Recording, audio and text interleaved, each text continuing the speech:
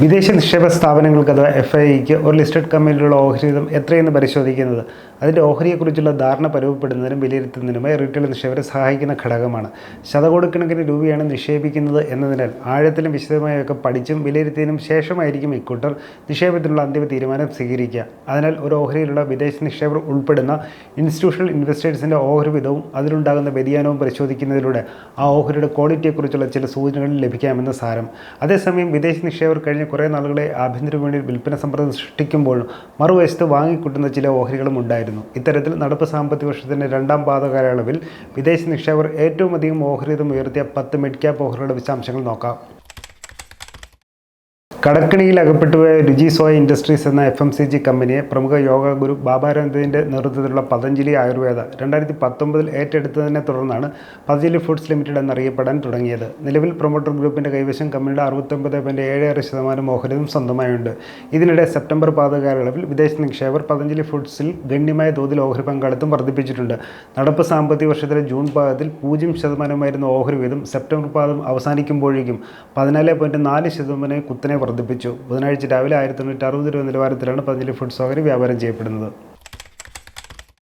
Consumer electronics ഉൽപ്പന്നങ്ങളുടെ രൂപകൽപ്പനയിലും കരാറടിസ്ഥാനത്തിൽ നിർമ്മിക്കുന്നതിലും ഇവയുമായി ബന്ധപ്പെട്ട സേവനങ്ങളിലും ശ്രദ്ധ വന്നിരിക്കുന്ന പ്രമുഖ കമ്പനിയാണ് ഡിക്സൺ ടെക്നോളജീസ് ഇന്ത്യ ലിമിറ്റഡ്. നിലവിൽ കമ്പനിയുടെ പ്രൊമോട്ടർ ഗ്രൂപ്പിൻ്റെ പക്കൽ 32.89% ഓഹരി വീതമാണുള്ളത്. ആഭ്യന്തര നിക്ഷേപ സ്ഥാപനങ്ങൾക്ക് 23%-ലധികം ഓഹരി പങ്കാളിത്തമുള്ള ഈ ഇലക്ട്രോണിക് മാനുഫാക്ചറിംഗ് സർവീസസ് കമ്പനിയിൽ സെപ്റ്റംബർ പാദത്തിനിടെ വിദേശ നിക്ഷേപകർ 3.4% ഓഹരി വീതം വർദ്ധിപ്പിച്ചിട്ടുണ്ട്.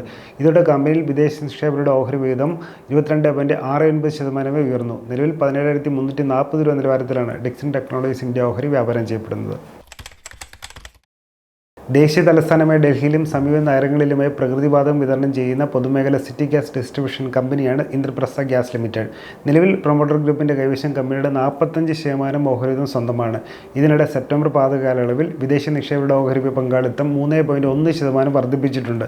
ഇതോടെ നടപ്പ് സാമ്പത്തിക വർഷത്തിലെ ജൂൺ പാദത്തിൽ 16.16% വിദേശ നിക്ഷേപകരുടെ ഓഹരി പങ്കാളിത്തം സെപ്റ്റംബർ പാദം അവസാനിപ്പിച്ചപ്പോഴേക്കും 19.29% ഉയർന്നു. ബുധനാഴ്ച രാവിലെ 360 രൂപ നിലവാരത്തിലാണ് ഇന്ദ്രപ്രസ്ഥ ഗ്യാസ് ഓഹരി വ്യാപാരം ചെയ്യപ്പെടുന്നത്. എയർ കണ്ടീഷനിംഗ്, റെഫ്രിജറേഷൻ തുടങ്ങിയ മേഖലകളിൽ വിവിധ ഉൽപ്പന്നങ്ങൾ നിർമ്മിക്കുന്നതും ഇലക്ട്രോ മെക്കാനിക്കൽ പദ്ധതികൾക്ക് വേണ്ട EPC സേവനങ്ങൾ നൽകുന്നതുമായ പ്രമുഖ ടാറ്റ ഗ്രൂപ്പ് കമ്പനിയാണ് വോൾട്ടാസ് ലിമിറ്റഡ്. നിലവിൽ കമ്പനിയുടെ പ്രൊമോട്ടറായ ടാറ്റ ഗ്രൂപ്പിൻ്റെ പക്കൽ 30.3% ഓഹരി വീതമാണുള്ളത്. ആഭ്യന്തര നിക്ഷേപ സ്ഥാപനങ്ങൾക്ക് 18% ഓഹരി പങ്കാളിത്തമുള്ള വോൾട്ടാസിൽ സെപ്റ്റംബർ പാദത്തിനിടെ വിദേശ നിക്ഷേപകർ 3% ഓഹരി വീതം ഉയർത്തിയിട്ടുണ്ട്. ഇതോടെ കമ്പനിയിൽ വിദേശ നിക്ഷേപകരുടെ മൊത്തം ഓഹരി വീതം 18.09% വർദ്ധിച്ചു. നിലവിൽ 1,690 രൂപ നിലവാരത്തിലാണ് വോൾട്ടാസ് ഓഹരി വ്യാപാരം ചെയ്യപ്പെടുന്നത്. ഇക്കഴിഞ്ഞ സെപ്റ്റംബർ പാദത്തിനിടെ വിദേശ നിക്ഷേപകരുടെ ഓഹരി പങ്കാളിത്തം 2%-ലധികം വർദ്ധിപ്പിച്ച മിഡ് ക്യാപ് വിഭാഗത്തിലുള്ള 6 ലിസ്റ്റഡ് കമ്പനികൾ കൂടിയുണ്ട്.